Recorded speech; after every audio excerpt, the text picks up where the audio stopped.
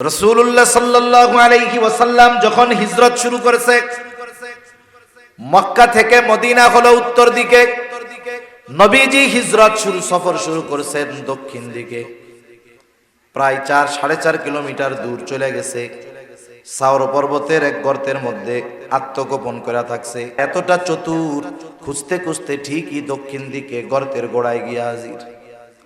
খুঁজতেছে নবীজিকে।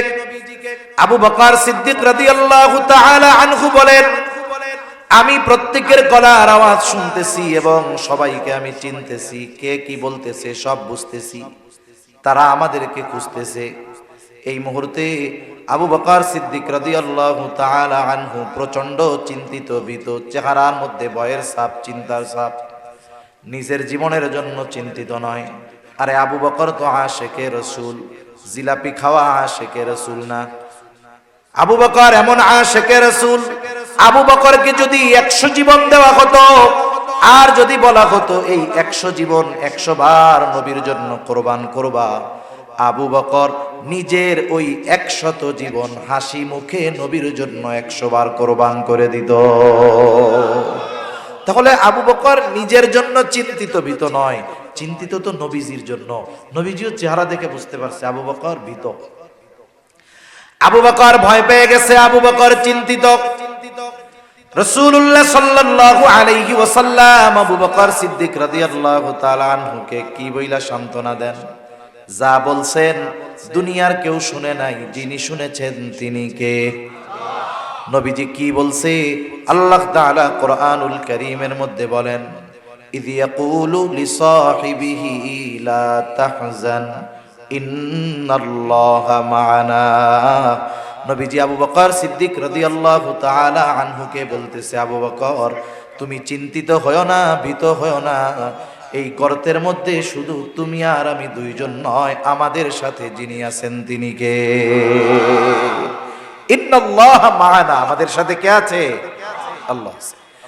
সুতরাং আল্লাহ তাআলা যার সাথে আছে, দুনিয়ার সব যদি তার বিরুদ্ধে চলে যায় অসুবিধা নাই।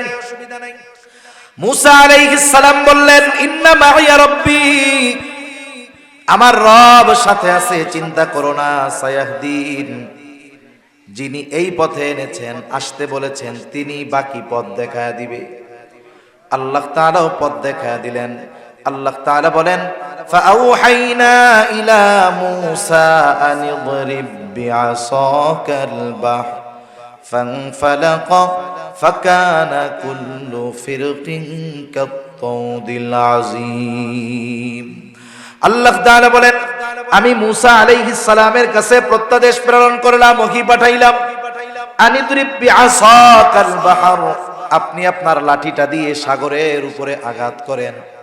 মুসা আলাইহিস সালাম জিজ্ঞাসা করেন নাই, আল্লাহ কেন করব, বাড়ি মারলে কি হবে? বানের চাঁদের হিসাব রাখার জন্য নবীজি বলেছেন, সূর্যাস্তের সাথে সাথে একটা তারিখের শেষ হয়, চন্দ্র তারিখ যেগুলো, নতুন আর এক তারিখের শুরু হয়। এটা হিসাব রাখা জরুরি, কারণ এটার সাথে আমাদের গুরুত্বপূর্ণ ইবাদতগুলোর সম্পর্ক। ঠিক কিনা বলেন? ইসলামের ভিত্তি কয়টা বলেন তো? ইসলামের 5টি ভিত্তি। এর মধ্যে অন্যতম সিয়াম, রোজা। এটা কোন মাসের হিসাবে রাখা হয়? আরবি মাস তথা হিজরি সন বা চন্দ্র তারিখের হিসাবে রাখা হয়। ইসলামের অন্যতম গুরুত্বপূর্ণ এক ইবাদত এবং ইসলামের 5 ভিত্তির একটি হজ। এটা কোন মাসের হিসাবে করা হয়? ইংরেজি, আরবি হিসাবে। যাকাত যে দেওয়া হয়, এটাও আরবি হিসাবে।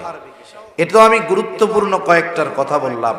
আরো অনেক ইবাদত, নফল ইবাদত, সুন্নাত অনেক, সিয়াম, নফল রোজা, এগুলো সব চন্দ্র তারিখের হিসাবে রাখা হয়। ঠিক কিনা বলেন? সেজন্য এই হিসাবগুলো রাখা জরুরি। মসজিদগুলো আমরা কত সুন্দর বানাই, মসজিদে নামাজের সময়সূচিটা কত সুন্দর বানাই।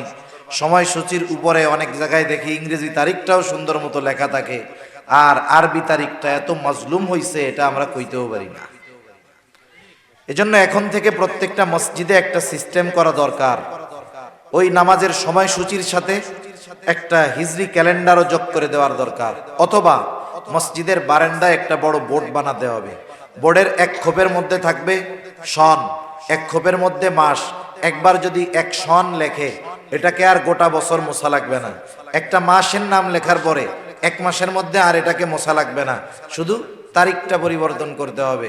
তারিখ পরিবর্তন করবে, মাগরিবের আজান দিবে, মুসল্লি যাবে, ইমাম সাহেব, মুয়াজ্জিন সাহেব, খাদেম সাহেব হোক অথবা মুসল্লিরা হোক, প্রতিদিন তারিখটা সন্ধ্যায় মুইসা নতুন এক তারিখ লিখে দিবে। তাতে কি হবে?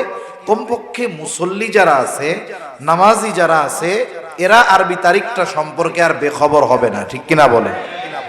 এগুলো আমাদের গুরুত্ব দেওয়া দরকার। আমরা মুসলমান, কিন্তু মুসলমানিত্ব আমাদের মধ্যে নেই। আমাদের যেই বিষয়গুলো ইবাদতের সাথে সম্পৃক্ত, এরকম অনেক কিছু আমাদের জানা নাই। তাই কথাগুলো কেন বলা লাগলো? আপনারা তারিখ কইতে পারেন না এই জন্য, নাইলে আমার এগুলো আর বলা লাগতো না। যেহেতু সময় নিকটবর্তী, রমজান চলে আসতেছে, আমরা রমজানের প্রস্তুতির জন্য তারিখ আজকে থেকে গুনবো। সন্ধ্যার থেকে শুরু হয়েছে 11 তারিখ, সন্ধ্যার থেকে 11 তারিখ। এই যে নবীজি রমজানের প্রস্তুতির জন্য গুনতে বললেন, তাহলে কি হবে? দৈনিক যদি আমরা তারিখটার হিসাব রাখি এবং রমজানকে বরণ করে নেওয়ার জন্য রমজানে ভালোভাবে ইবাদত করার প্রস্তুতি গ্রহণ করতে থাকি, তাহলে দেখবেন মনের মধ্যে একটা আগ্রহ, অন্য রকমের একটা উদ্দীপনা কাজ করবে। ঠিক কিনা বলেন? যখন বিশ্বকাপ ফুটবল ক্রিকেট খেলা হয়, মাঝে মধ্যে দেখবেন 100 দিন যখন থাকে, একেবারে সব পত্রিকার কাভার পেজে, মানে প্রথম পেজে এক কর্নারে সুন্দরভাবে গোল দিয়ে লেখে, গোল করে মধ্যে লেখে আর মাত্র 100 দিন। লেখা থাকে কি থাকে না? এরকম দিন যায় লেখে আর মাত্র 99 দিন, আর মাত্র 10 দিন, 8 দিন, 7 দিন, 6 দিন, 5 দিন, 4 দিন, 3 দিন। এখন যারা এই খেলার ভক্ত, যে যেই দেশের ভক্ত, দেখবেন সময় যত যায় ওর মধ্যে তত অন্যরকম এক অনুভূতি কাজ করে। ঠিক কিনা? গোনার কাজের জন্য যদি ডে কাউন্টিং করার কারণে ওই কাজের ব্যাপারে আলাদা একটা আগ্রহ, উদ্দীপনা সৃষ্টি হয় অন্তরের মধ্যে, আমরা যদি রমজানকে বরণ করার জন্য, রমজানের সিয়াম রোজা যথাযথভাবে রাখার জন্য এই দিনগুলোর গণনা করি, হিসাব করি, তাহলে আশা করা যায় আমাদের মধ্যেও রোজা রাখার, তারাবি পড়ার, রোজার মাসে নফল ইবাদত করার অন্য রকমের এক আগ্রহ সৃষ্টি হবে ইনশাআল্লাহ। আমি আপনাদের খেদমতে যে আয়াতগুলো তিলাওয়াত করেছি, আপনারা অবগত আছেন, গত অক্টোবর মাসের সম্ভবত 7 তারিখ থেকে অদ্যাবধি আমি যেই আয়াতগুলো আপনাদের খেদমতে আলোচনা করার ইচ্ছা পোষণ করেছি, এই আয়াতগুলোর আলোকে কিছু কথা বলার জন্য, বোঝার জন্য শুরুতে কয়েকটা বিষয় যদি আমরা একটু খেয়াল দিয়ে শুনি, তাহলে পরবর্তী কথাগুলো আমাদের জন্য বোঝা সহজ হবে ইনশাআল্লাহ। মুসলিম মিল্লাতের পিতা ইব্রাহিম আলাইহিস সালাম। মুসলিম মিল্লাতের পিতাকে ইব্রাহিম আলাইহিস সালাম। আল্লাহ তাআলা বলেন, মিল্লাতা আবিকুম ইব্রাহিম হুয়া সাম্মাকুমুল মুসলিমিন। মুসলিম মিল্লাতের পিতা ইব্রাহিম আলাইহিস সালাম, তিনি তোমাদের নাম রেখেছেন মুসলমান। মুসলিম মিল্লাতের পিতা ইব্রাহিম আলাইহিস সালাম। ইব্রাহিম আলাইহিস সালামের জন্মস্থান হল, আল্লাহ তাআলা প্রত্যেকটা নবীকে দিয়ে হিজরত করিয়েছেন। ইব্রাহিম আলাইহিস সালাতু ওয়াস সালাম, ইব্রাহিম আলাইহিস সালাম আল্লাহ তাআলার কাছে দোয়া করতেন, রব্বি হাবলি মিনাস সালিহিন। দোয়া করতেছে, আয় আল্লাহ, আয় রব, আমাকে একটা নেককার সন্তান দান করেন। এখান থেকে একটা শিক্ষণীয় বিষয় হলো, আল্লাহ তাআলার কাছে যখন কেউ চাইবে ছেলে সন্তান চাওয়া, এটা ইব্রাহিম আলাইহিস সালামের সুন্নাহ। এখন চাইছে ছেলে, দিছে মেয়ে, তাহলে রাগ হওয়া যাবে? আমরা চাইতে পারি, কিন্তু আল্লাহ তাআলা যেটা চান আল্লাহ তাআলা সেটা দিবেন। কারণ ছেলে দেওয়ার ক্ষমতা, মেয়ে দেওয়ার ক্ষমতা কোনো মহিলার নাই, কোনো পুরুষেরও নাই। যদি মেডিকেল সায়েন্সের হিসাবে আসেন, ছেলে মেয়ে দেন তো আল্লাহ, কিন্তু মেডিকেল সায়েন্সকে যদি আপনি সামনে আনেন, তাহলে একটা মহিলার গর্ভে ছেলে অথবা মেয়ে হওয়ার জন্য দায়ী হবে পুরুষ। একাধারে অনেকের মেয়ে হয় না, এরপরে এই মহিলারে ঘরের থেকে বের করে দেয়। কিন্তু মেডিকেল সায়েন্স বলে আল্লাহ তাআলা তো দেয়, এটা আমরা বিশ্বাস করি, কিন্তু মেডিকেল সায়েন্সের হিসাবে এই মেয়ে হওয়ার জন্য মহিলা দায়ী না, দায়ী হলো ওই পোলা, ওর সমস্যা আছে। তাহলে আল্লাহ তাআলার কাছে ছেলে চাইবো, কিন্তু আল্লাহ তাআলা যদি মেয়ে দেয় বেজার হওয়া যাবে। কারণ কি হবে মায়ের গর্ভে দুনিয়ার কেউ জানে না। আল্লাহ তাআলা বলেন ইয়াহাবু লিমান ইয়াশাউ ইনাসাও ওয়া ইয়াহাবু লিমান ইয়াশাউ যুকুর আও ইউযাওয়িজুহুম যুকরানাও ওয়া ইনাসা ওয়া ইয়াজআলু মান ইয়াশাউ আকীমা। আল্লাহ যাকে চান তাকে ছেলে দেন, যাকে চান তাকে মেয়ে দেন, যাকে চান উভয়টাই দেন, যাকে চান আল্লাহ তাআলা কোনোটাই দেন না। ইব্রাহিম আলাইহিস সালাম দোয়া করতেছে, আল্লাহ আমার একটা নেককার সন্তান দেন। ওনার প্রথম স্ত্রীর নাম হলো সারা। সারার গর্ভে আল্লাহ তাআলা সন্তান দিলেন না। সারার একজন খাদেমা ছিল হাজেরা। হাজেরাকে ইব্রাহিম আলাইহিস সালামের সাথে বিবাহ দিয়ে দেওয়া হলো। হাজেরার গর্ভে আল্লাহ তাআলা একটা সন্তান দিলেন ইব্রাহিম আলাইহিস সালামকে। বয়স তখন 90-এর কোঠায়, 86 বছর বয়স। আল্লাহ তাআলা একটা সন্তান দিলেন, সন্তানের নাম রাখলো ইসমাঈল। আল্লাহ তাআলার নির্দেশ, দুগ্ধপোষ্য শিশুকে এবং তার মাকে নিয়ে আল্লাহ তাআলার নির্দেশে ইব্রাহিম আলাইহিস সালাম রওনা হলেন। পথ চলতে থাকলেন, কোথায় গিয়ে তার শেষ গন্তব্য কোথায় তিনি নিজেও জানেন না। প্রায় ১৫০০ কিলোমিটার পথ অতিক্রম করার পর উনি পৌঁছায় গেলেন বর্তমান বাইতুল্লাহ যেই জায়গায়, ওই জায়গায়। তখন ওই জায়গায় বাইতুল্লাহর অস্তিত্ব ছিল না। নূহ আলাইহিস সালাতু ওয়াস সালামের মহাপ্লাবনের পর একেবারে ক্ষতিগ্রস্ত হয়ে গেছে, শুধু একটু উঁচু বালির মতো ডিবি ছিল। পথিমধ্যে বারবার হাজেরা জিজ্ঞাসা করে, আমাদেরকে আপনি কোথায় নিয়ে যাচ্ছেন? ইব্রাহিম আলাইহিস সালাম নিজেই জানে না উনি কি বলবে। ওইখানে যখন পৌঁছাইলেন, গন্তব্য শেষ, এইবার এক মশক পানি, কিছু খেজুর দিয়ে তিনি রওনা হয়ে যাবেন। কারণ আল্লাহর নির্দেশ, এখানে ওই দুজনকে রেখে যেতে হবে, তুমিও সাথে থাকতে পারবা না। জনমানবহীন প্রান্তর, না আছে কোনো গাছগাছালি, না আছে কোনো পানি পান করার ব্যবস্থা, না আছে কোনো লোকজন। হাজেরা জিজ্ঞাসা করে, এখানে আমাদের দুইজনকে যে আপনি রেখে যাচ্ছেন, এই সিদ্ধান্তটা কি আপনার নাকি আল্লাহ তাআলার? ইব্রাহিম আলাইহিস সালাম বললেন, এই সিদ্ধান্ত আল্লাহ তাআলার।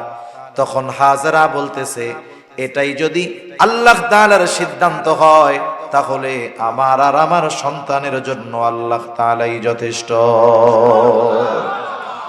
তাহলে আমাদের আর কোনো চিন্তার কারণ নাই।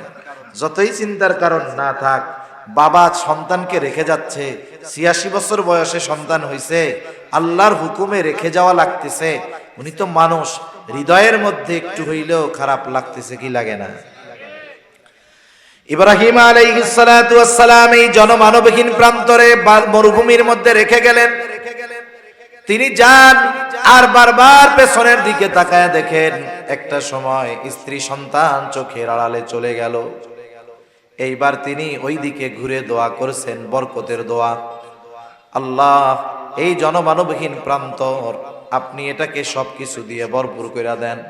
ইব্রাহিম আলাইহিস সালামের দোয়া আল্লাহ তাআলা এমন ভাবে কবুল করেছে, হাজার হাজার হাজার বছর পার হয়ে গেছে। পৃথিবীর অন্যতম এক শহর মক্কা, যেই জায়গায় কোনো কিছু উৎপাদন হয় না, চাষাবাদ হয় না, উৎপন্ন হয় না, কোনো ফ্যাক্টরিও নাই, কিচ্ছু নাই, কিন্তু পৃথিবীর যেই জিনিস কোথাও পাওয়া যায় না, সেটাই মক্কায় পাওয়া যায়। কোনো কিছুর অভাব এখানে আল্লাহ তাআলা দেন নাই, ইব্রাহিম আলাইহিস সালামের দোয়ার বরকত। এবার দুইজনকে রেখে চলে গেল। এক সময় খাবারও শেষ, পানিও শেষ। খাবার পানি শেষ, মা যদি খাবার না পায়, মা যদি পানি পান না করে, তাহলে সন্তানও খাবার পায় না, দুধ পায় না। খাবার শেষ হয়ে গেছে, পানি শেষ হয়ে গেছে। শিশু সন্তান দুধের জন্য কান্না করে, মা কিন্তু দুধ নাই বুকে, কি করবে? পানি পান করার দরকার।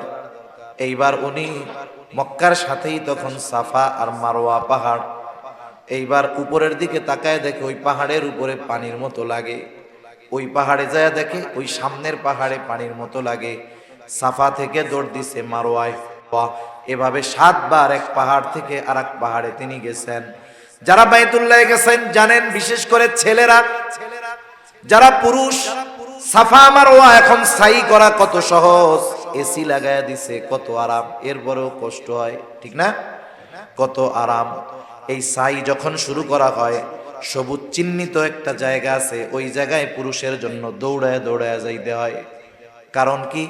কারণ হলো হাজেরা যখন পাহাড়ের উপরে থাকতেন, ওখান থেকে উকি দিয়ে শিশু ইসমাইলকে দেখতে পাইতেন, কিন্তু যখন নিচে নামতেন দেখতে পাইতেন না।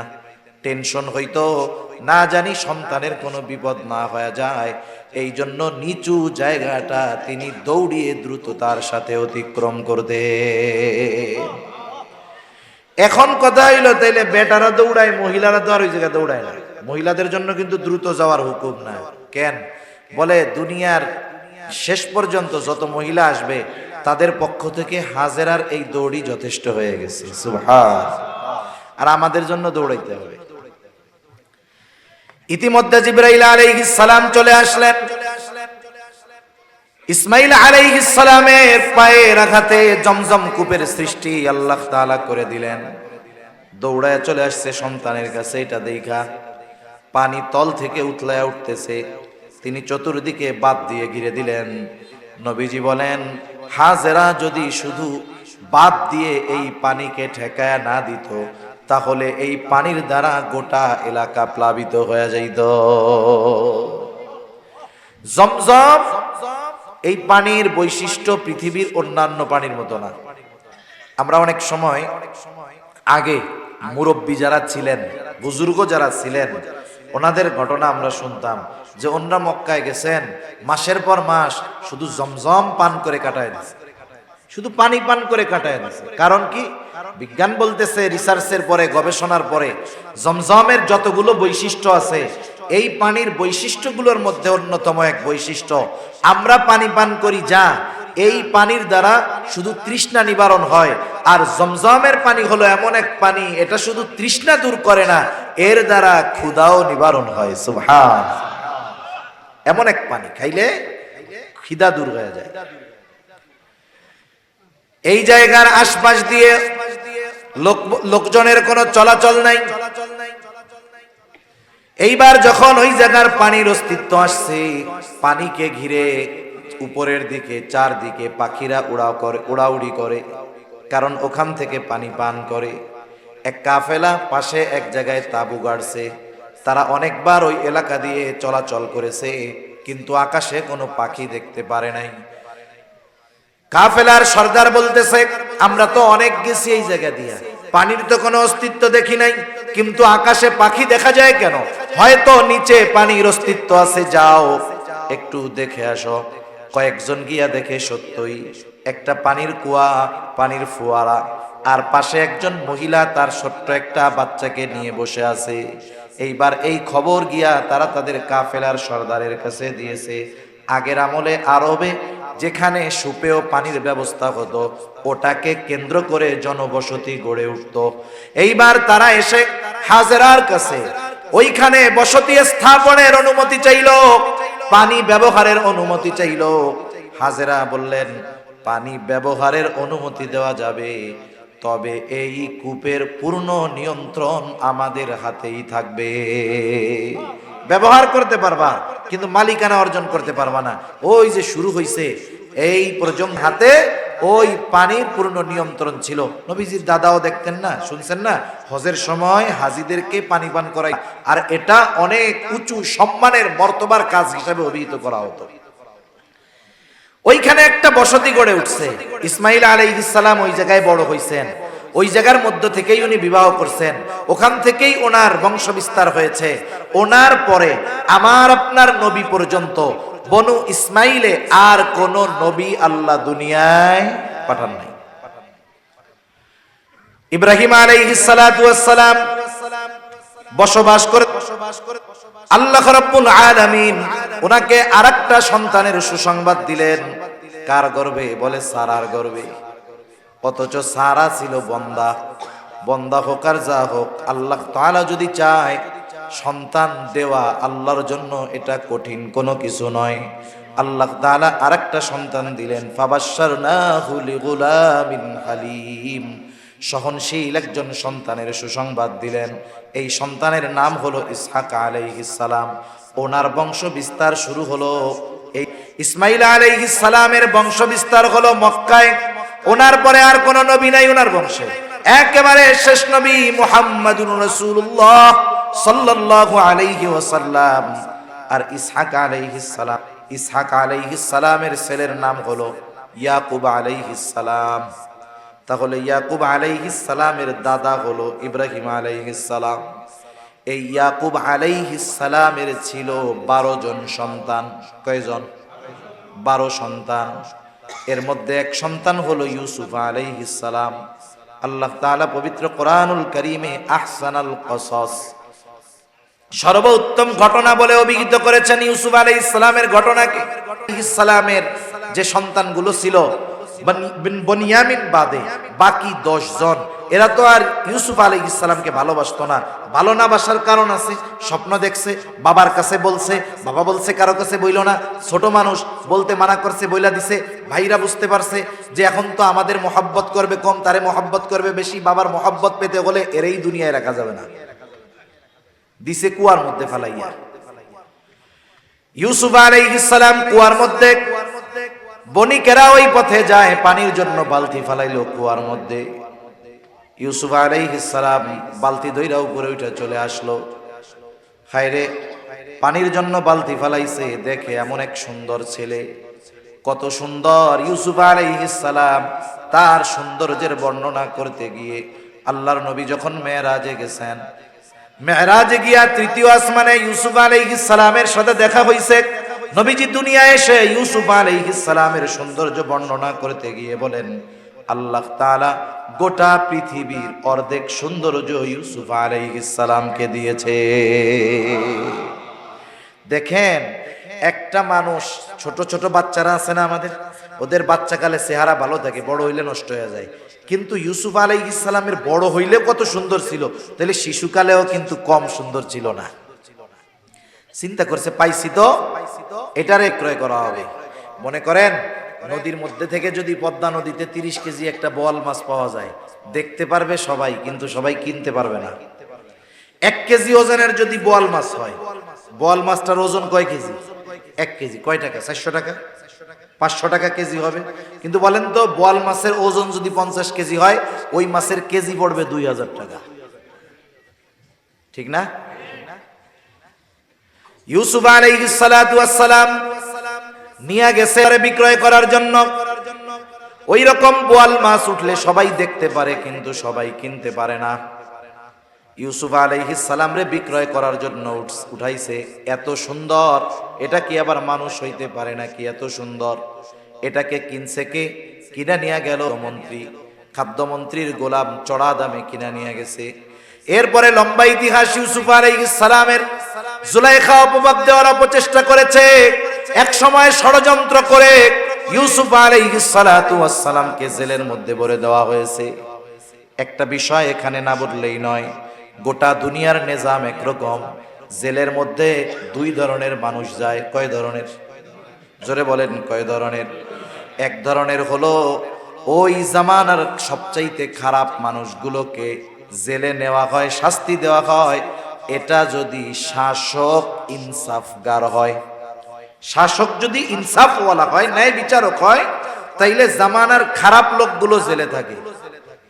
আর যদি শাসক জালেম হয়, জামানার শ্রেষ্ঠ সন্তানগুলারে জেলের মধ্যে ভরে। ঠিক কিনা বলেন?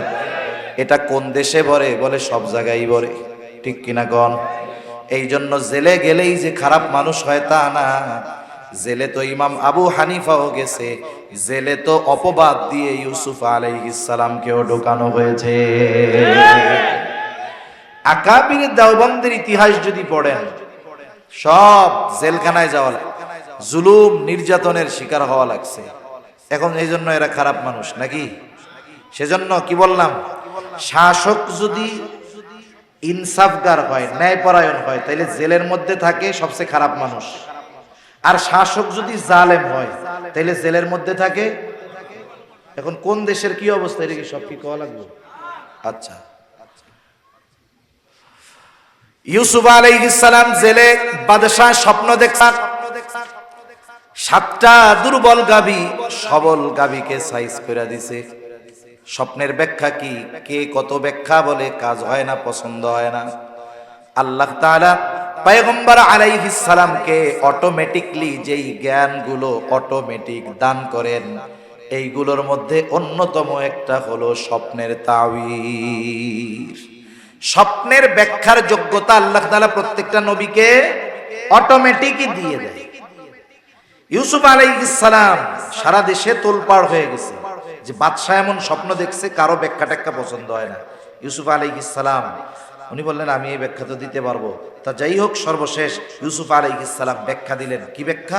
বলতেছে যে 7 বছর ফসল ভালো হবে, বাকি 7 বছর দুর্ভিক্ষ হবে। কি করা যায়?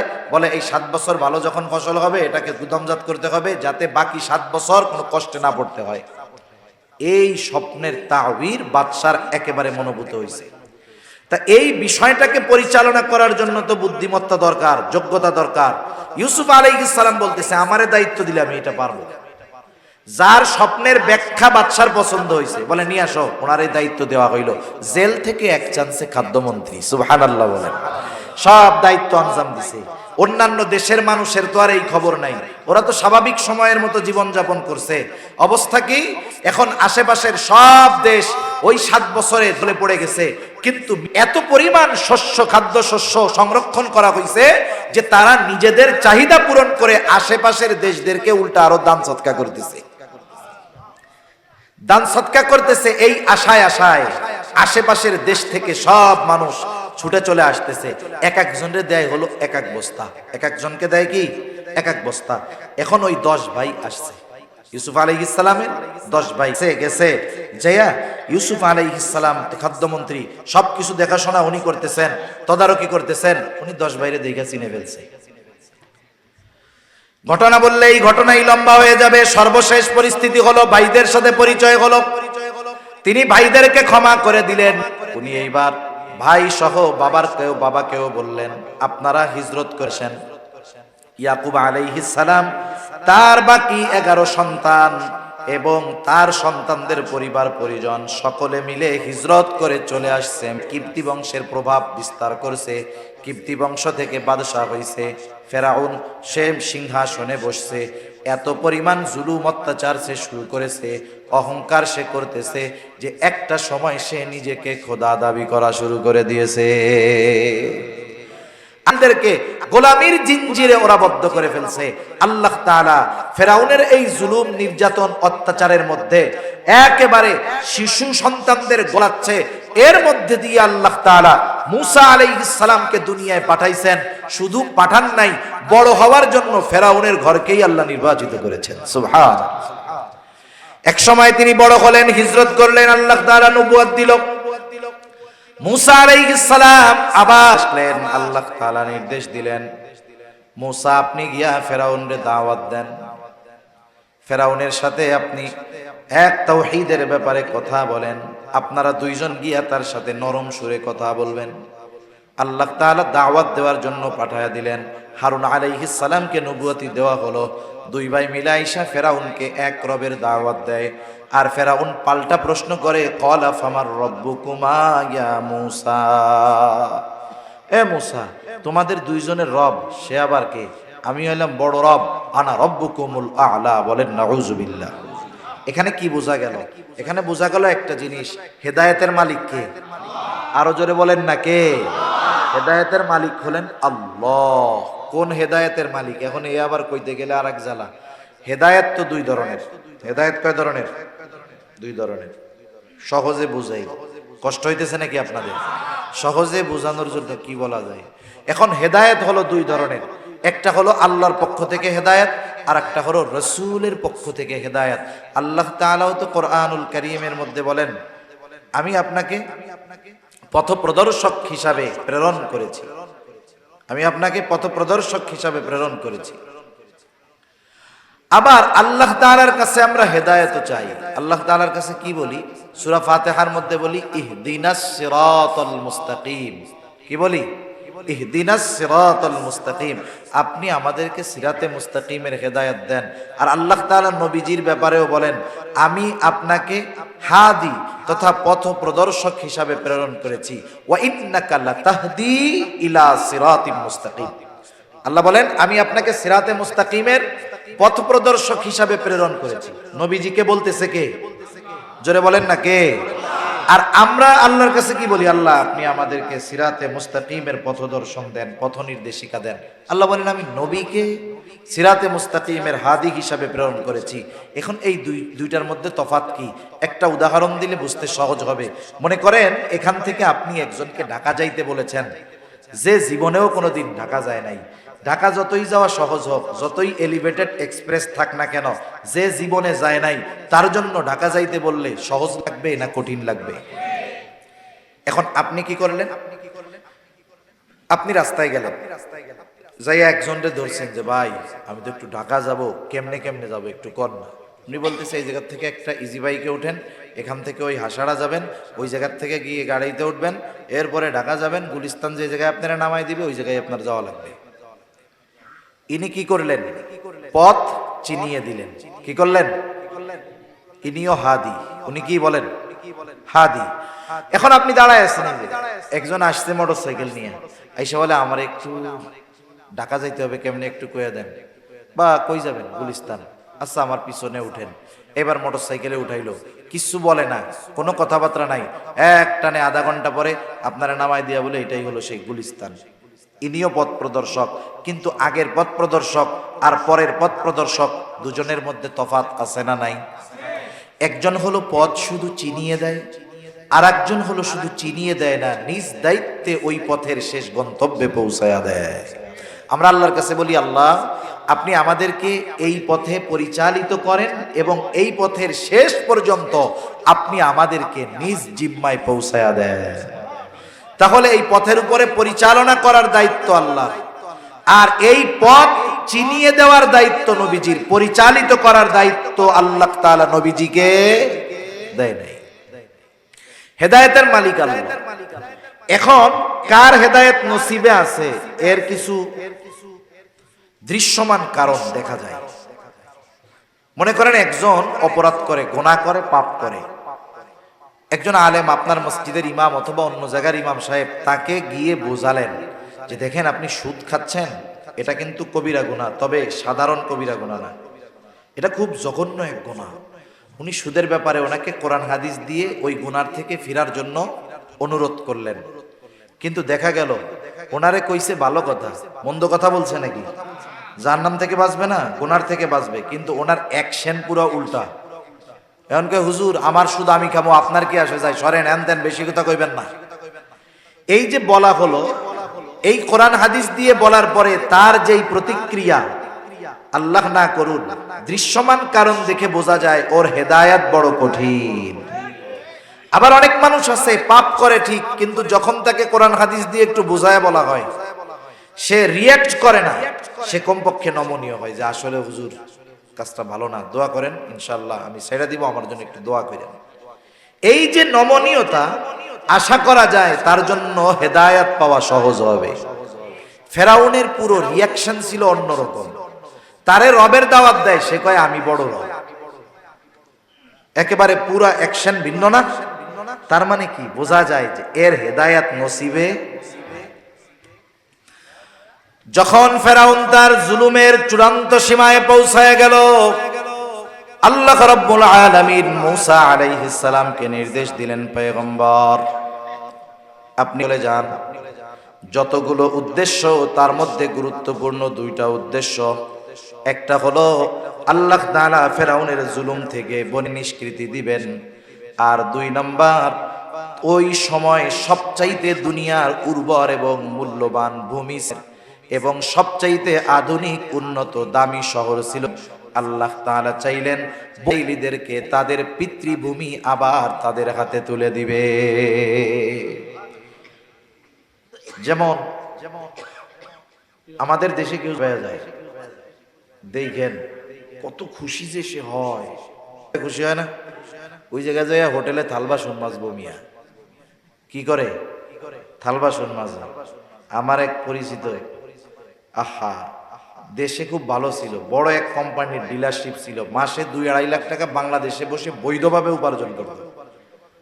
ওরেও ভূতে ধরছে, ভূত বলতে কিছু নাই, মানে মজায় ধরছে। অনেক সময় হয় না, এলাকায় আছে ব্যবসায়ী প্রভাবশালী ভিন্ন রকম, সে নির্বাচন করে না, চেয়ারম্যানই নির্বাচন করে না, কিন্তু চেয়ারম্যান বানায়, আছে না এরকম? যে রকম নেতারাও তাকে আইসা খুব সম্মান করে। লোকটা এই ধরনের, গ্যাসে পাওয়া যায় না। এই যে যারা শুনতেছি, হায় হায় এত টাকা পয়সা করে খরচ করে যায়, পারমিট পাওয়ার আগ পর্যন্ত প্রতি মাসে 2-2.5 লাখ টাকা করে তার এমনিই খরচ হয়। স্বাভাবিকভাবে চললে 2 লাখ টাকা খরচ হয়, আর যদি একটু বিলাসী চলতে যায় তো অবস্থা খারাপ। সেজন্য বিদেশে গেলেই যে ভালো থাকে তা না, আমেরিকার ভিসা পেয়ে গেলে জান্নাতের ভিসা পাওয়ার মতো খুশি হয়ে যায় এইসব লোকজন। এখন উনি তো গেছে, ভিসা পাইছে যাওয়ার, কাজকর্ম তো মন চাইলেই বাংলাদেশের মতো করা যায় না। এখন বৈশা আছে, একজন ওনারে বলতেছে চল, এক বাড়িতে কাঠ মিস্ত্রির কাম হয়েছে, ঘর বানাইতে হবে কাঠ দিয়া। কাঠ দিয়ে কি বানাবে? ঘর বানাবে। এখন বৈশা থাকলে তো আর খাওয়ান আসবে না, দেশে তো খুব মজাই ছিল। এখন গেছে, যাওয়ার পরে যেই বাড়িতে কাঠমিস্ত্রির কাম করতে গেছে, দেখে যে ওর এলাকার লোক তার বাড়িতে ও গেছে কাঠমিস্ত্রির কাজ করতে, আগে ও দেখলে ওরে 10টা সালাম দিত, এইবার বাড়ির কাঠমিস্ত্রির কাম করা লাগতেছে। লজ্জায় চেহারার উপরে উঠে না। সেজন্য বর্তমান দুনিয়ার মানুষ মনে করে আর কি লাগে। তা যেমন আমরা তৃতীয় বিশ্বের একটা দেশ মনে করি সর্বাধুনিক, ওই সময় ছিল পৃথিবীর সবচেয়ে উন্নত শহর এবং সবচাইতে উর্বর জমিন, যেখানে ফসল খুব ভালো উৎপাদন হইত। কিয়ামতের আগেও আবার মানুষ মুখী হবে, শামমুখী হবে। শাম বলতে যে গোটা আরবকে তো ভেঙে টুকরো টুকরো করা হয়ে গেছে। একবারে শেষ জামানায় মানুষ আবার ওই দিকে যাবে, কারণ ওই জমিনকে আল্লাহ তাআলা বরকতময় জমিন হিসাবে অভিহিত করেছেন। আল্লাহ তাআলা চাইলেন ওই জমির কর্তৃত্ব, মালিকানা আল্লাহ তাআলা আবার তুলে দিবেন। তাহলে যত উদ্দেশ্য, এর মধ্যে বড় উদ্দেশ্য দুইটা, একটা ফেরাউনের জুলুম থেকে বাঁচানো, 2 নম্বর ওদেরকে ফিরাইয়া দেওয়া। আল্লাহ তাআলা নির্দেশ দিলেন, আল্লাহর নির্দেশে রাতের বেলায় নিয়ে রওনা হয়ে গেছে। চলতে চলতে পৌঁছায় গেলেন সবাইকে নিয়ে লোহিত সাগরের পাড়ে। রাতের আধার পার হওয়ার জন্য কোনো ব্যবস্থা নাই, নৌকা নাই, সবাই অপেক্ষা করতেছে দিনের আলো ফুটে উঠবে, সমুদ্র পাড়ি দিয়ে অপর প্রান্তে যাব, আর ফেরাউনের জুলুম অত্যাচার থেকে বেঁচে যাব। সবার মনের মধ্যে নতুন এক আশা। ইতিমধ্যে রাতের বেলায় ফেরাউনের কাছে খবর চলে গেছে ফেরাউন মূসা কিন্তু ছেড়ে চলে যায়। তাফসীরের মধ্যে আসছে 6 লক্ষ সশস্ত্র সৈন্য নিয়ে ফেরাউন মূসা আলাইহিস সালাম তথা পিছনে দাওয়া করছে। ইতিমধ্যে রাতের আধার কেটে গেছে, দিনের আলো ফুটে উঠছে, একদল আরেক দলকে দেখতে পাচ্ছে। ফেরাউন দেখতেছে ওই যে মূসা আলাইহিস সালাম তার উম্মতদেরকে নিয়ে সাগরের পাড়ে অপেক্ষমান, আর দেখতেছে ওই যে ফেরাউন আমাদেরকে ঘিরা ধরছে। এমত অবস্থায় নতুন স্বপ্ন কি বুনবে, জীবন নিয়ে বাঁচারিত টেনশন।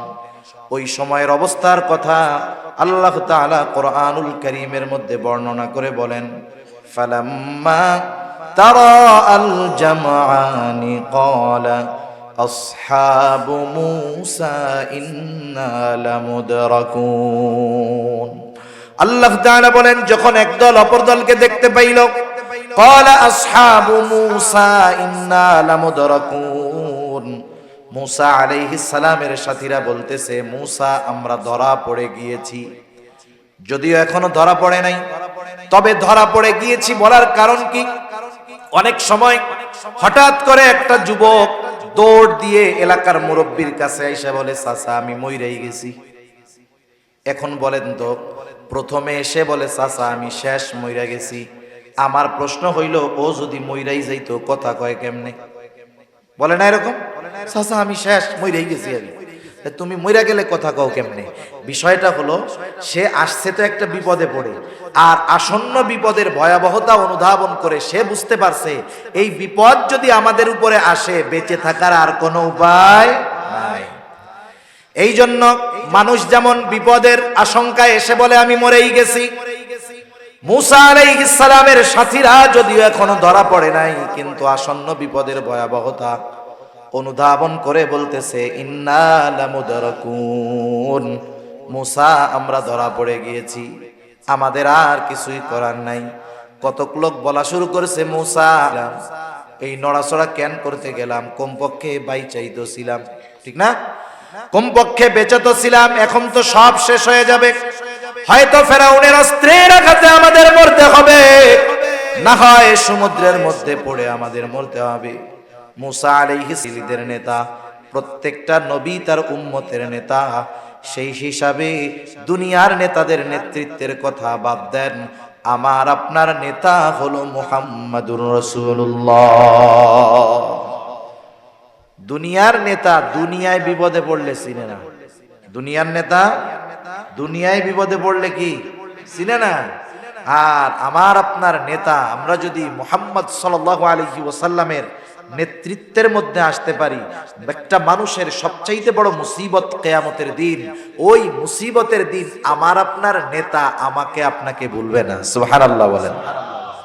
মূসা আলাইহিস সালামের নেতা, আর আল্লাহ তাআলা প্রত্যেকটা নবীকে নেতৃত্বের গুণাবলী দিয়ে আল্লাহ তাআলা এরপরে দুনিয়ায় পাঠান, না থাকলে দুনিয়া এটা দিয়া দেন। মূসা আলাইহিস সালাম দাঁড়িয়ে গেলেন, ওনার সাথীরা বলতেছে ইন্না লামুদরাকুন, ধরা পড়ে গিয়েছি। মূসা আলাইহিস সালাম দাঁড়ায়া প্রথমেই তিনি বললেন কাল্লা, কখনোই ধরা পড়ব না। সুবহানাল্লাহ। শত্রু এত কাছে, এরপরে বলে কখনোই ধরা পড়ব না, এখনো পড়ব না, পরেও পড়ব না, কোনোদিন আমরা ধরা পড়ব না। এরা প্রশ্ন করতে পারে তো মূসা আপনি কি বলেন, শত্রু এত কাছে, পার হওয়ার কিছু নাই, ওদের সাথে লড়াই করব, আমাদের অস্ত্র নাই, আবার কেমনে কোন ধরা পড়ব না। মূসা আলাইহিস সালাম কেমন যেন বলে শোনো, ওদের যত লোকবল থাক, যত অস্ত্র থাক, ওদের কাছে হয়তো অস্ত্র আছে আমাদের কাছে নাই, তাতে কি, কিন্তু আমাদের কাছে আমাদের সাথে কি আছে, বলে ইন্না মাইয়া রব্বি, ধরা পড়ব না, কারণ হলো আমার সাথে রব আছে। ধরা পড়ব না কেন? কে আছে সাথে? আল্লাহ আছে সাথে।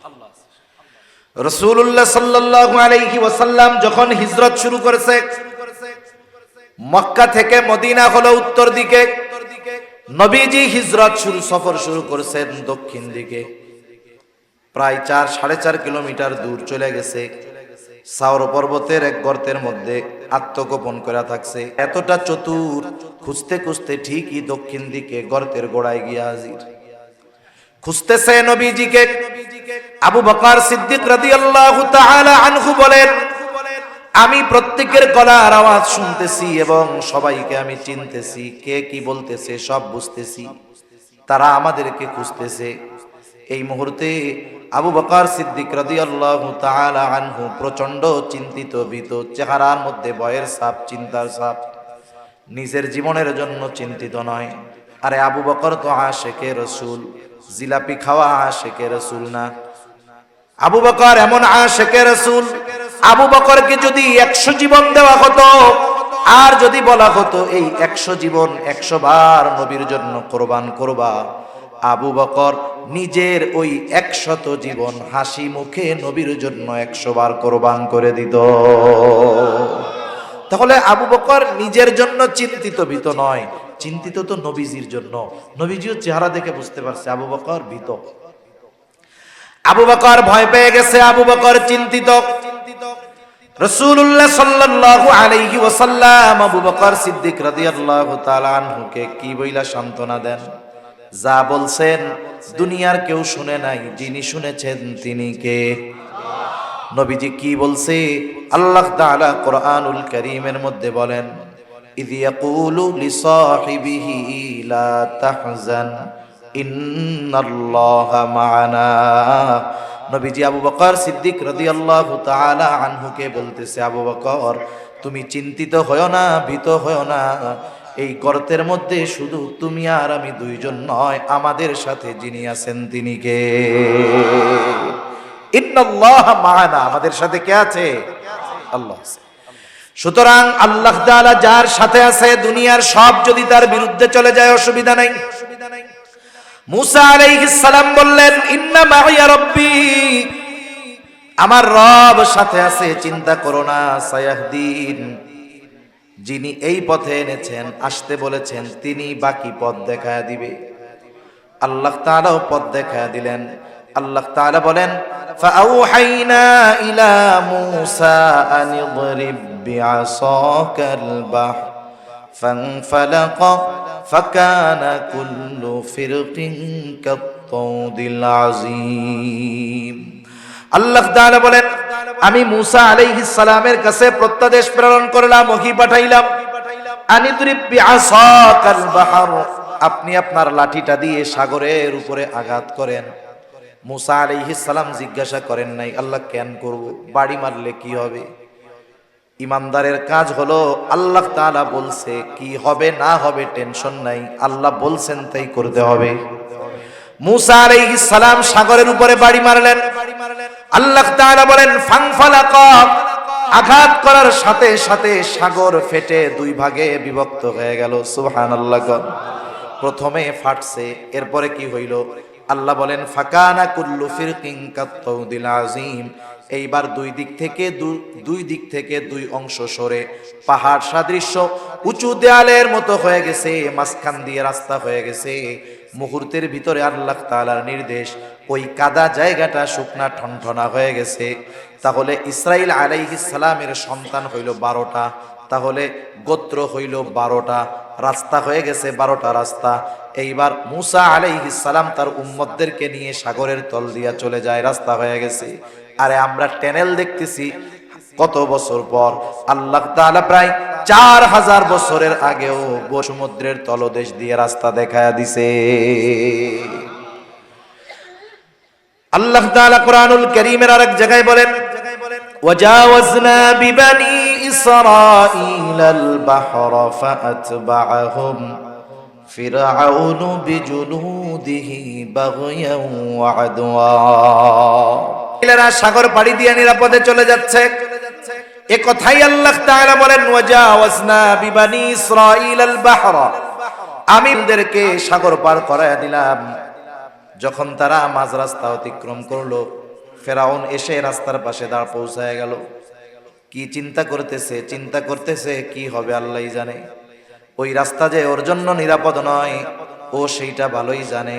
কিন্তু অনেক মানুষ আছে বিপদ জেনেও এমন কিছু সিদ্ধান্ত অহংকারের কারণে গ্রহণ করে, যেই সিদ্ধান্তগুলো তার গোটা জীবনের চূড়ান্ত পতনের কারণ হয়ে দাঁড়ায়।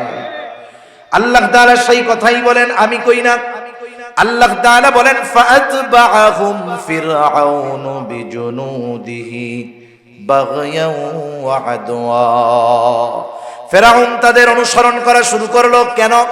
বলে, ফিরআউনু বিজুনুদিহি বাগয়ান ওয়া আদওয়া, সে তার সৈন্য সামন্ত সহ সীমা লঙ্ঘন করে, শত্রুতা পোষণ করে, তাইলদেরকে নির্মূল করে দেওয়ার লক্ষ্যে সৈন্য সামন্ত সহ অনুসরণ করা শুরু করছে। মূসা আলাইহিস সালামের উম্মতেরা সাগর পাড়ি দিয়ে অপর পাড়ে পৌঁছায় গেছে। ফেরাউন তার বাহিনী নিয়ে বাজ রাস্তায়। রাস্তা যাদের জন্য বানানো হয়েছে তাদের ব্যবহার শেষ, এখন আর রাস্তার দরকার আছে নাকি? আল্লাহ তাআলা পানিকে আদেশ করলেন, পানি তুমি আগের অবস্থায় ফিরে যাও। আল্লাহ তাআলা হলেন এমন মহাপরাক্রমশালী এক মহান সত্তা, তিনি যখন কিছু করতে চান শুধু বলেন হও, তৎক্ষণাৎ সেটা হয়ে যায়। আল্লাহ তাআলা বলেন, ইন্নামা আমরুহু ইযা আরাদা শাইআন আন ইয়াকুলা লাহু কুন ফায়াকুন। আল্লাহ তাআলা শুধু বলেন হও, সাথে সাথে সেটা হয়ে যায়। এইবার দুই দিক দিয়ে পানি একসাথে পড়ছে ফেরাউন আর তার বাহিনীর উপর। এই রকম পানির তোড় যখন একসাথে পড়েছে, একটাও সমুদ্রের তলদেশ দিয়ে কেউ উপরে আসতে পারে নাই, সবগুলো শেষ। ফেরাউনকে ফিরিস্তা জিবরাইল একটা নেশা উপরে উঠায় ফেলছে, হাবুডুবু খাইতেছে পানির মধ্যে। ফেরাউন বুঝতে পেরেছে আমার এতকালের খোদাইগিরি আজকে শেষ। যখন আযাবের মধ্যে আছে, এইবার সে চিন্তা করতেছে বাঁচতে হইলে ঈমান আনা ছাড়া কোনো পথ নাই। আল্লাহ তাআলা বলেন, হাত্তা ইযা আদরাকাহুল গরাকু ক্বালা আমানতু আন্নাহু লা ইলাহা ইল্লাল্লাযী আমানাত বিহি বানু ইসরাঈল ওয়া আনা মিনাল মুসলিমিন। ফেরাউন এবার বলতেছে, আমানতু, আমি ঈমান আনলাম, আল্লাহ ছাড়া কোনো ইলাহ নাই। পরে ঈমান আনছে, তার উপরে ঈমান আনলাম, আমি তো মুসলমানদের একজন। এখন কথা হলো, এই রকম সুস্পষ্ট ঈমান আনার ঘোষণা দেওয়ার পরেও কেন ফেরাউনের ঈমান কবুল হলো না? না হওয়ার কারণ হলো, যখন কোন জাতির উপরে, যখন কোন সম্প্রদায়ের উপর আল্লাহ তাআলার গজব চলে আসে, গজব আসার পরে যদি কেউ ঈমান আনার ঘোষণা দেয়, আল্লাহ তাআলা ঈমান কবুল করেন না। গজব আসার আগে দিলে আল্লাহ তাআলা করবেন। যেমন ইউনূস আলাইহিস সালামের সম্প্রদায় দীর্ঘদিন দাওয়াত দিছে, এদের মধ্যে কোনো পরিবর্তন নাই। আল্লাহ তাআলা ইউনূস আলাইহিস সালামকে জানাইলেন যে এদের উপরে গজব আসবে। গজব কি আসবে? গজব। পানিটা ভালো, এটা না, এদের উপরে গজব আসবে। এখন যারা অবাধ্য বলেন তো, তাদেরকে যদি আপনি গজবের খবর বলেন, ও এইবার গজব নিয়ে মজা শুরু করবে, ঠিক কিনা বলেন? আরে কি কয়, গত বছর না তার আগের বছর একজন লোক, বাংলাদেশের একজন ভালো নাম করা সাংবাদিক, নাম বলাও তো সমস্যা, নাম বললে অনেক সময় এগুলা উল্টাপাল্টা করে ঝামেলা হয়। এখন সেই একটা ঘূর্ণিঝড়ের কথা বলছে, কক্সবাজার থেকে সব টুরিস্টদেরকে সরায় দেওয়া হচ্ছে। এখন দেখা গেল কি, ওই ঘূর্ণিঝড় দেখার জন্য দলে দলে কক্সবাজারের দিকে দৌড়াইতেছে মানুষ। ঘটছে না 1-2 বছর আগে এরকম? দেখেন, যখন আযাবের খবর আসতেছে, বিপদের খবর আসতেছে, এটাকে তারা আরো এনজয় করতেছে। মনে রাখবেন, এটা অবাধ্যতার লক্ষণ। আকাশে মেঘ দেখলে নবীজির চেহারার মধ্যে চিন্তার ছাপ চলে আসতো, আর এখন চিন্তা তো বহুদূর, এটাকে আরো ফিল করার জন্য ছাদের উপরে যায়। এগুলোকে মজা মনে করার কোনো সুযোগ নাই। আল্লাহ তাআলা যুগে যুগে যখন মানুষদেরকে আযাব দিয়েছেন, গজব দিয়েছেন, এই গজবের পূর্বাভাস যেগুলো ছিল, এর মধ্যে অন্যতম হলো আকাশ মেঘাচ্ছন্ন হয়ে যেত, কালো অন্ধকার, নিমেষ কালো অন্ধকার হয়ে যেত। তা ওদেরকে যখন গজবের খবর বলছে,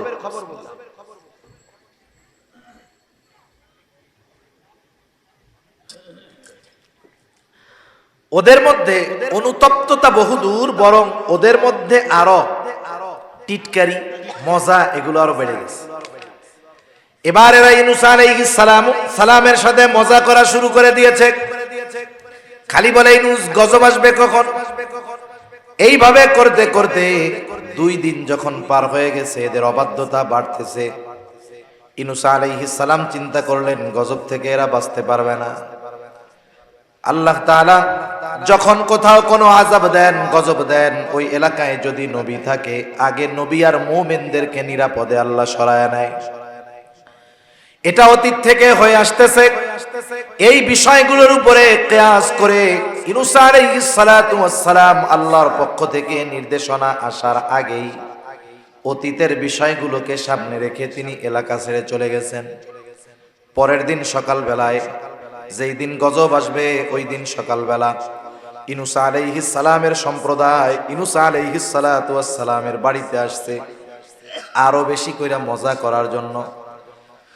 এতকাল প্রত্যেক দিন আইসা যন্ত্রণা দেয়, কষ্ট দেয়, কখনো দরজা বন্ধ হয় না, কিন্তু আজকে ইউনূস আলাইহিস সালামের দরজা বন্ধ, ঘরে নাই, কোথায় গেছে?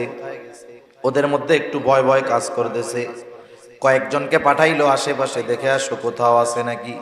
তারা চারদিকে খুঁজে এসে বলে, না, কোথাও ইউনূস আলাইহিস সালামকে দেখা যায় নাই, তিনি হয়তো এলাকা ছেড়ে চলে গেছে, আর গজব মনে হয় সত্যই আসবে। এইবার তাদের মধ্যে ভীত সঞ্চার হয়েছে, তারা ঈমান এনেছে, তাওবা করেছে। এই গজব আসার আগে ঈমান আনার কারণে তাওবা করার কারণে আল্লাহ তাআলা তাদের উপরে আসন্ন গজবকে আল্লাহ উঠায় নিয়ে গেছে। তাহলে এদের ঈমানও কবুল হইছে, গজব থেকেও বাঁচছে। ঈমান কবুল হইছে কেন? বলে গজব আসার আগে ঈমান আনছে এই জন্য। ফেরাউনের এটা কবুল হয় নাই কেন? বলে গজবের মধ্যে যখন পড়ছে তখন ঈমান আনা ঘোষণা দিছে, এই জন্য এটা কবুল হয় নাই। আল্লাহ রাব্বুল আলামিন ফেরাউনের ঈমান কবুল করলেন না। লোহিত সাগরের মধ্যে সলিল সমাধি হয়ে গেল। আল্লাহ তাআলা বললেন ফালইয়াউমা নুনাজ্জিকা বিবাদানিকা লিতাকুনা লিমান খালফাকা আয়া ওয়া ইন্না কাসীরাম মিনান নাস আন আয়াতিনা লাগাফিলুন। আল্লাহ তাআলা বলেন আমি তোমার দেহকে সংরক্ষণ করব। কেন? বলে লিতাকুনা লিমান খালফাকা আয়া, তোমার পরবর্তীদের জন্য নিদর্শন হিসাবে আমি তোমার দেহকে সংরক্ষণ করব, যাতে তোমার পরবর্তীতে যারা আসবে তোমাকে দেখে তোমার পরিণতি থেকে তারা যেন শিক্ষা নেয়। কিন্তু আফসোস, সারা দুনিয়ার শাসক করে গিয়া ফেরাউনের দেহ অবশেষ দেখে ঠিক, কিন্তু ফেরাউনের করুণ পরিণতি থেকে তারা শিক্ষা গ্রহণ করে না। এই যে ফেরাউনের এই করুণ পরিণতি, বনি সাগরের অপর পারে দাঁড়ায়া একেবারে লাইভ দেখছে। কি দেখছে? এটা হলো স্মার্ট পরিভাষা। আমরা তো ডিজিটাল যুগে নাই, তো কোন যুগে আছি কোন না? তাহলে ফেরাউনের ওই পরিণতি মুসা আলাইহিস সালাম আর তার উম্মতেরা কি দেখছে? মানে সরাসরি দেখছে। লাইভের বাংলা তো সরাসরি দেখছে। এখন বলেন তো, একটু আগে যার হাতে মরার চিন্তায় শেষ, মুসা আলাইহিস সালাম এক নম্বরে বলছেন কাল্লা, কখনো ধরা পড়বো না। এই যে কখনো ধরা পড়বো না, এটা তো সত্যই, কোনো সন্দেহ নাই। তবে সামনাসামনি এই বক্তব্যের সত্যতা প্রমাণিত হয়েছে কি হয় নাই? ওদের সাথে যা থাক, আমাদের সাথে রব আছে। রব থাকলে কি হবে? সব যদি বিপক্ষে যায় কোনো অসুবিধা নাই। আল্লাহ তাআলা রাস্তার ব্যবস্থা করেছেন, ফেরাউনের কবল থেকে বাঁচাইছেন। আবার পরবর্তীতে চিন্তা থাকতে পারে যদি বাইসা ঈশা পরে ধরে, এই জন্য ওদের চোখের সামনে ফেরাউনের সলিল সমাধি ঘটায়া দিয়েছেন। বলেন, এই দৃশ্য সচক্ষে দেখার পর ওই জাতির আল্লাহর প্রতি এবং তাদের নবীর প্রতি, রাসূলদের প্রতি সর্বোচ্চ আনুগত্যশীল হওয়ার দরকার ছিল কি ছিল না? ছিল। দেখেন, এত বড় এক নিয়ামত, এত বড় এক কুদরত সচক্ষে দেখছে। এটা তো পাঠ শেষ, এখন দাঁড়াইছে আকাশের দিকে তাকায় তাকায় বলে মুসাফ আমরা মানে বলে ওইখানে তো কমপক্ষে ঘর দরজা ছিল, এখন বৃষ্টিতে কি করব, রোদে কি করব, কষ্ট ছিলাম। কত বড় নাফরমান এগুলা। এখন আল্লাহ তাআলা আকাশের মেঘমালাকে এর জন্য ছাদ বানায় দিছে। সুবহানাল্লাহ বলেন। এখন বলে যাই হোক তাই হোক, এত মানুষের খাবার তো আর ব্যবস্থা করা যাবে না, না খাইয়াই মরতে হবে আমাদের। আল্লাহ যদি ওনাকে মারতই চাইতো যে তোদেরকে দুনিয়া থেকে রাখবই না, তাইলে ফেরাউনের হাতে যদি মারাইতো তাইলে তো ফজিলত বেশি হইতো। তাইলে শুধু শুধু সাগর পার করাইয়া এই পারে আনার কি দরকার ছিল? তাহলে বলেন, যেই আল্লাহ এত নেয়ামত দিলেন সেই আল্লাহ না খাওয়াইয়া মারবেন, এটা তো শয়তানেও বিশ্বাস করার কথা না, ঠিক কিনা? এদেশের কিছু মানুষের চাইতে শয়তানের ঈমান বেশি, জানেন?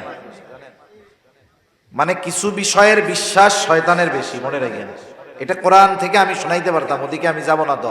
এখন আকাশের মেঘমালা হলো ছাদ, আসমানি খাবারের ব্যবস্থা হলো। প্রথম উদ্দেশ্য হাসিল, দ্বিতীয় উদ্দেশ্য কি? যে ওর কর্তৃত্ব এনাদের হাতে তুলে দিতে হবে। আল্লাহু আকবার। দুনিয়ার সবচাইতে দামি ভূমি, দুনিয়ার সবচাইতে আকাঙ্ক্ষিত ল্যান্ড তাদের হাতে বিনা পরিশ্রমে যদি তাদের দিয়ে দেওয়া হয়, এই দামি সম্পদের কদর মূল্যায়ন তারা করবে না, ঠিক কিনা বলেন? আচ্ছা, দুনিয়ার নিয়মটাই। মুন্সিগঞ্জ, বিক্রমপুর এই জায়গার মানুষ কিন্তু বিদেশে থাকে অনেক। আমি তো মুন্সি লৌহজং এক জায়গায় কিছুদিন শুনাইছি, একটা গ্রামের নাম আছে জাপানি গ্রাম, এক গ্রামের নাম আছে পয়সা। কেরে কয় যে টাকা পয়সার অভাব নাই, এর লেগে পয়সা। আফ্রিকা সব বড়া, সব মুন্সিগঞ্জের। আচ্ছা বলেন তো, যারা প্রবাসে গেছে এদের পরিশ্রম কম না বেশি? দেশে যে মাস শেষে ইয়েন পাঠায়, ডলার পাঠায়, তাই না? এগুলো যে পাঠায় খুব মজা লাগে না ওদের? জিজ্ঞেস করেন, 20 ঘন্টা 18 ঘন্টা পরিশ্রম করে, ঠিক কিনা বলেন? প্রতিটা পয়সার পেছনে ঘাম আছে, পরিশ্রম, কষ্ট, পাঠাইছে। এই পাশ দিয়া ওনার পোলা ওনার ওই দিক দিয়া টাকা ভাই উপার্জন করতে রক্ত ঘাম হয়ে জান বের হয়ে যায়, আর ওনার পোলা 5.5 লাখ টাকার মোটরসাইকেল নিয়ে পাঙ্কু মেরে বেড়ায়, আছে না নাই? এখন ওর কাছে 5.5 লাখ কিছুই মনে হয় না। কেন মনে হয় না জানেন? ও তো উপার্জন করে নাই, উপার্জন করছে কে? ওর বাপ। এদেশে এমন মানুষও দেখছি বাবা অঢেল সম্পদ রেখে গেছে, ওই সন্তানের ওই সম্পদ শেষ করতে 5 বছরও লাগে নাই। 50 বছর ধরে বাপ সম্পদ সংগ্রহ করছে, 5 বছর লাগে নাই, রাস্তার ফকির হয়ে গেছে। তাহলে মূল নীতি হলো এইটা, দামি জিনিস পেয়ে যায় ওইটার আর কদর করে না, মূল্যায়ন করে না, ঠিক কিনা বলে?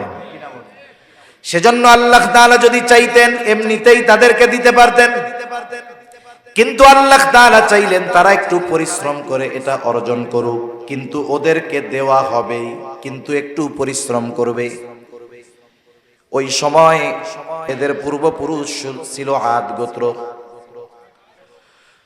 মুসা আলাইহিস সালাতু ওয়াস গোত্র থেকে 12 জন বিশ্বস্ত লোককে নিযুক্ত করলেন। প্রত্যেক গোত্র থেকে ওই ব্যক্তি যাকে তারা সবাই বিশ্বাস করে, এই 12 জনকে দায়িত্ব দিলেন, যাও ওইখানের অবস্থা পর্যবেক্ষণ করে এসে আমাকে জানাবা। 12 গোত্র থেকে 12 জন সর্দার চলে গেল।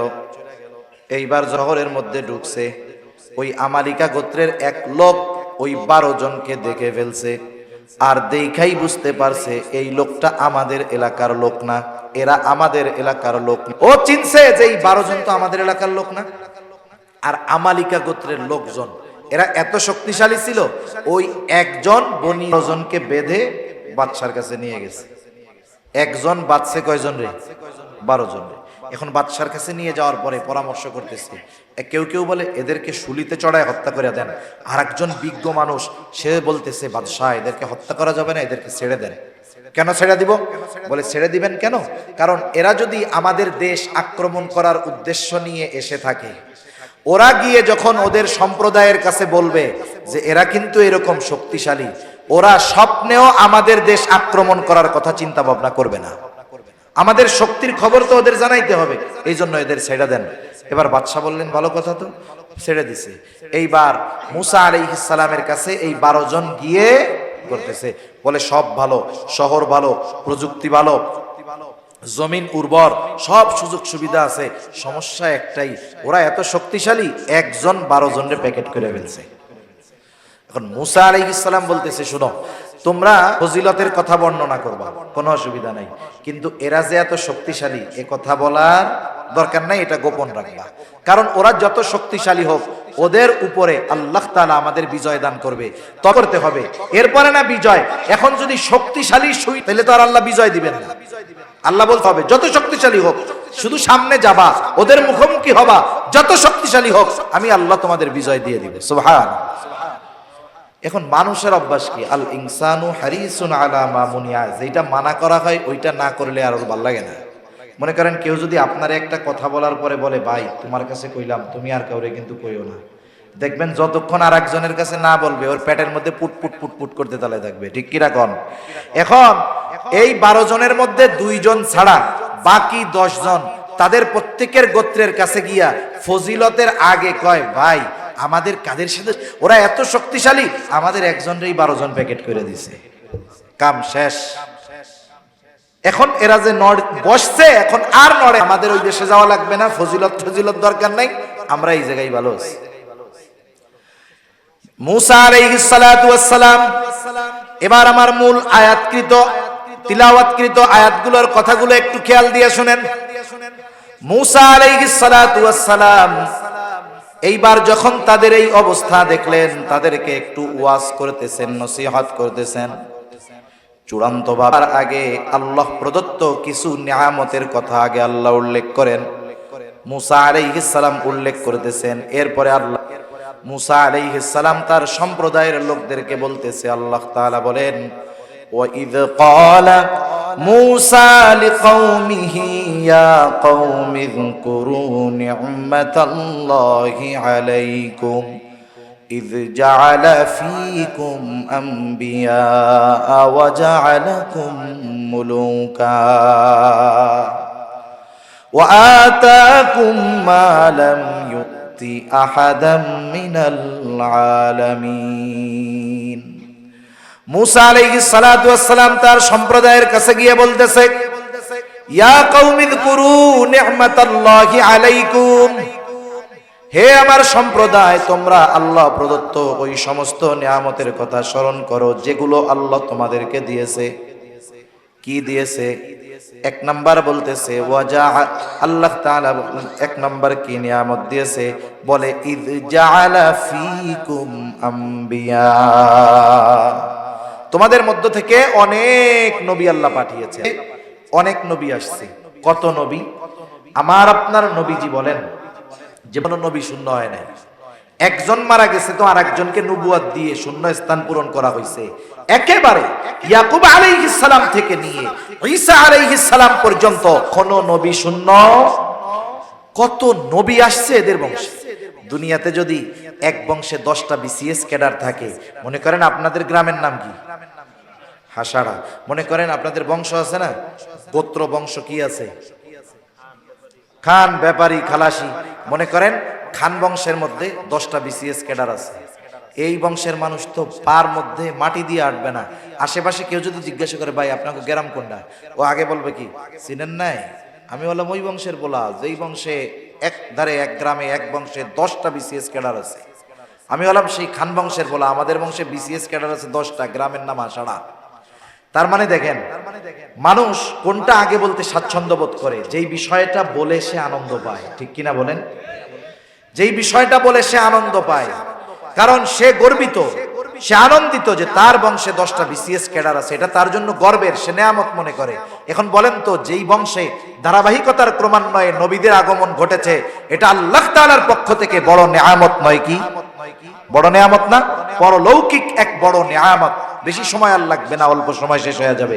পরলৌকিক এক বড় নেয়ামত। এরপরে মূসা আলাইহিস সালাম বলেন ওয়াজআলাকুম মুলুকা, তোমাদেরকে যে শুধু পরলৌকিক নিয়ামত আল্লাহ তাআলা দিয়েছেন তা নয়, আল্লাহ তাআলা তোমাদের দুনিয়ার বাদশাহী দান করেছে। ওয়াজআলাকুম মুলুকা, সাথে সাথে ওয়া আতাকুম মা লাম ইউতি আহাদাম মিনাল আলামিন। আল্লাহ রাব্বুল আলামিন জানায় দেন মূসা আলাইহিস সালাম বলতেছে, আল্লাহ তাআলা তোমাদেরকে এমন কিছু নিয়ামত দিয়েছে যা বিশ্ববাসী কাউকে আল্লাহ তাআলা দেয় নাই। এত সুন্দরভাবে আল্লাহর নিয়ামতগুলো উল্লেখ করার কারণ কি? যে আল্লাহ প্রদত্ত নিয়ামতগুলোর কথা যদি স্মরণ করায় দেই, আল্লাহ তাআলা দিয়েছেন, হয়তো অতীতের নিয়ামতের কথা স্মরণ গ্রহণ করবে। এরপরে মূসা আলাইহিস সালাম বলতেছে, ইয়া কওমি দুখুলুল আরদাল মুকদ্দাসাতাল্লাতী কাতাবাল্লাহু লাকুম ওয়া লা তারতাদ্দু আলা আদবারিকুম ফাতানকালিবু খাসিরিন। মূসা আলাইহিস সালাম বলে, আমার সম্প্রদায়, তোমরা ওই পবিত্র জমিনের মধ্যে প্রবেশ করো। কোন জমিন? বলে আল্লাতী কাতাবাল্লাহু লাকুম, যেই জমিনের মালিকানা আল্লাহ তোমাদের জন্য লিখে দিয়েছে। শর্ত হলো একটা, শুধু সামনে যাবা, পেছনের দিকে হটবা না। শত্রু যত শক্তিশালী হোক, যত বড় হোক, বেশি হোক, শুধু সামনের দিকে যাইবা। যদি পিছু হটো, ওয়ালা তারতাদ্দু আলা আদবারিকুম ফাতানকালিবু খাসিরিন, তোমরা ক্ষতিগ্রস্তদের অন্তর্ভুক্ত হয়ে যাইবা। আর যদি সামনের দিকে যাও, ওরা যতই শক্তিশালী হোক না কেন, ওই শক্তিশালী জাতির বিরুদ্ধে তোমাদের বিজয় দান করবে কে? বিজয়ের ঘোষণা দিয়া এর হয়েছে। বিষয়টা হইল কি? অবস্থা কি? বৃষ্টি আসে নাকি? হ্যাঁ, অবস্থা হলো এরকম যে তারা তো ওই যে 10 জনের কথা এমন ভাবে বিশ্বাস করছে যে চিন্তা করতেছে, মরি আর বাসি, যা হয় হোক, আমরা যুদ্ধ করতে পারবো না। কি জবাব দিল মূসা আলাইহিস সালামের এই কথা? তারা জবাবে বলতেছে, ক্বালু ইয়া মূসা ইন্না ফিহা কওমান জাব্বারিন ওয়া ইন্না লান নাদখুলাহা হাত্তা ইয়াখরুজু মিনহা ফাইন ইয়াখরুজু মিনহা ফাইন্না দাখিলুন। ও মূসা, ওইখানে এক শক্তিশালী সম্প্রদায় আছে যাদের ব্যাপারে আমরা জানতে পেরেছি তারা অনেক শক্তিশালী। ফাইন ইয়াখরুজু মিনহা ফাইন্না দাখিলুন, আমরা কখনোই ওইখানে প্রবেশ করব না যখন তারা ওখান থেকে বের হবে তখন আমরা প্রবেশ করব। যদি তারা ওখান থেকে বের হয় তাইলে ঢুকবো, নাইলে আমরা ঢুকবো না, তাদের সাথে যুদ্ধ করতে পারবো না। বলেন তো, এত সুন্দরভাবে মুসা আলাইহিস সালাম বুঝায়া যখন তা দিলেন, আর তাদের উত্তরটা যখন এই রকম হলো, নবী পয়গম্বর মুসা আলাইহিস সালামের অন্তরে কষ্ট লাগবে কি লাগবে না? তিনি একটু কষ্ট পাইলেন। এইবার ওই দুই ব্যক্তি, যেই দুই ব্যক্তি মুসা আলাইহিস সালামের কথা মেনে আমালিকা গোত্রের কথা গোপন রাখছিল, এই দুইজনের একজনের নাম হলো ইউশা ইবনে নুন, আর একজনের নাম হলো কালেব ইবনে ইউফানা। এই দুই আল্লাহর বান্দাদেরকে বোঝানো শুরু করলো। আল্লাহ তাআলা সেই কথাও বলেন, ক্বালা রাজুলানি মিনাল্লাযীনা ইয়াখাফুনা আনআমাল্লাহু আলাইহিম আদখুলু আলাইহিমুল বাব ফাইযা দাখালতুমুহু ফাইন্নাকুম গালিবুন ওয়া আলাল্লাহি ফাতাওয়াক্কালু ইন কুনতুম মুমিনিন। ওই দুই ব্যক্তি যাদের উপরে আল্লাহর বিশেষ অনুগ্রহ, ওরা এইবার ওদেরকে বলতেছে, তোমরা শুধু ওইখানে ঢুকবা আর তোমাদেরকে বিজয়ী বানায় দিবেন কে? তারা বলতেছে, তোমরা শুধু ওইখানে ঢুকবা আর তোমাদেরকে বিজয় বানায় দিবে আল্লাহ। আরে তোমরা যদি আল্লাহর উপরে ভরসা করো, তোমরা যদি মুমিন হও, আল্লাহর উপরে ভরসা করে ঢুইকা বড়, ঢুকলেই তোমাদেরকে আল্লাহ বিজয় দান করবে। বিষয় হইল, ওরা চিন্তা করে আমাদেরকে ওয়াজ কইরা নবী বুঝাইতে পারলো না, তোমরা দুইজন বুঝাই ফেলবা, এত সহজ? হ্যাঁ, নবী বুঝাইতে পারে নাই আর তোমরা দুইজন বুঝাই ফেলবা। এবার তাদের জবাব আরো কঠিন। জবাব আরো কি? قالوا يا موسى أبدا ما قالوا يا موسى إنا لن ندخلها أبدا ما داموا فيها। ও মুসা, সোজা সাপটা জবাব, আমরা কখনোই ওইখানে প্রবেশ করব না যতক্ষণ ওই জাতি ওইখানে আছে। করতে পারবোই না, ওইখানে প্রবেশও করব না। যদি আমাদেরকে ওইখানে নিতেই চাও, যদি যুদ্ধই যদি করতে হয়, আমরা পারবো না। তাইলে যুদ্ধ করবে কারা? বলে ফাযহাব আনতা ওয়া রাব্বুকা ফাকাতিলা ইন্না হাহুনা কাঈদুন। বলে যুদ্ধ যদি করতেই হয়, এখানে যদি যাইতেই হয়, ওদেরকে যদি খেদাইতেই হয়, তাহলে আমরা যাইতে পারি। তাইলে যুদ্ধটা তো করতে পারবো না, তুমি আর তোমার রব গিয়ে যুদ্ধ করো। নাউজুবিল্লাহ বলেন। আমরা এখানে বসলাম, আমরা যুদ্ধ করতে পারবো না। তাফসীরের মধ্যে অধিকাংশ মুফাসসির এই আচরণের বিপরীতে আল্লাহর রাসূলের সাহাবায়ে কেরামের আচরণের কথা উল্লেখ করেছেন। যে অস্ত্র নাই, রোজা রেখে প্রচন্ড গরমে ৩১৩ জন ১,০০০, নবীজি পরামর্শ করতেছেন সাহাবায়ে কেরামের সাথে কি করা যায়। মুহাজিরদের থেকে পরামর্শ চাইলেন। মুহাজিরদের পরামর্শ হলো, ইয়া রাসূলুল্লাহ, আমরা আপনার সাথে সেটা সুবিধা নেই, কিন্তু আনসারেরা সংখ্যায় বেশি, আবার আনসারদের পরামর্শ দরকার। আনসারদের পরামর্শ চাইলেন। আনসারদের মধ্য থেকে একজন দাঁড়ায় গেলেন, সাদ বিন মুয়াজ রাদিয়াল্লাহু তাআলা। তিনি বলতেছেন, ইয়া রাসূলুল্লাহ, আপনি আমাদের মতামত চান, আপনি শুনে নেন। আপনি যদি আমাদেরকে সমুদ্রের তীরে দাঁড় করায় দেন আর যদি নির্দেশ দেন তোমরা সকলে ঝাঁপায় পড়ো, ইয়া রাসূলুল্লাহ, আপনি তাকায় দেখবেন এই নির্দেশ দেওয়ার পরে একটা মানুষও সমুদ্রের তীরে দাঁড়ায় থাকবে না। আপনি নির্দেশ দেওয়ার সাথে সাথে সবাই সমুদ্রের বুকে ঝাঁপায়া পড়বে। আরেকজন আনসার সাহাবী বলতেছে, ইয়া রাসূলুল্লাহ, আমরা আপনার সামনে পেছনে ডানে বামে চতুর্দিকে অবস্থান করাই করব, আমরা এমন ভাবে সন্তুষ্ট হয়ে যাবেন। সুবহানাল্লাহ। কোন সাহাবী বলে নাই, ইয়া রাসূলুল্লাহ, আমাদের তো অস্ত্র নাই, আমাদের তো ঘোড়া নাই, ও আল্লাহর রাসূল, আমরা তো, তারা বলে নাই। তারা নবীজির মনোভাব বুঝতে পেরেছে। এই জন্য কষ্ট হোক আর অস্ত্র থাক আর না থাক, নবীজির কথা মান্য করার জন্য সশস্ত্র এক আনন্দ চিজেতে রাজি হয়ে গেছে। এজন্যই কোরআনুল কারীম বড়া হইল, বুঝতে ভালো আছে, তাদের বিষয় ভিন্ন, খালি বদনাম বড়া। কি বড়া? জোরে কোন। আর নবীজির সাথী যারা সাহাবায়ে কেরামের প্রশংসা আল্লাহ শুরু করছে ওই তাওরাত থেকে। তাওরাতে, ইনজিলে, কোরআনে শুধু সাহাবায়ে কেরামের প্রশংসা। সুবহানাল্লাহ কোন। কেমন এক সাথী, কেমন এক দল সাথী আল্লাহ আমার আপনার নবীকে দান করছে। এখন ওরা যখন বলছে, আসেন এখানে তিনটা বিষয় সবচাইতে বড় বড়, অন্যান্যগুলো থাক, এই আয়াতগুলোর আলোকে বলি। এক নাম্বার, এখানে যেই বিষয়টা পাওয়া গেছে, সর্বোচ্চ পর্যায়ের অকৃতজ্ঞতা পাওয়া গেছে। কি পাওয়া গেছে বলেন? এত নেয়ামত আল্লাহ দিছেন, ওই এত নেয়ামত পাওয়ার পরেও আল্লাহ তাআলার নির্দেশ পালনে তারা অস্বীকৃতি জ্ঞাপন করেছে।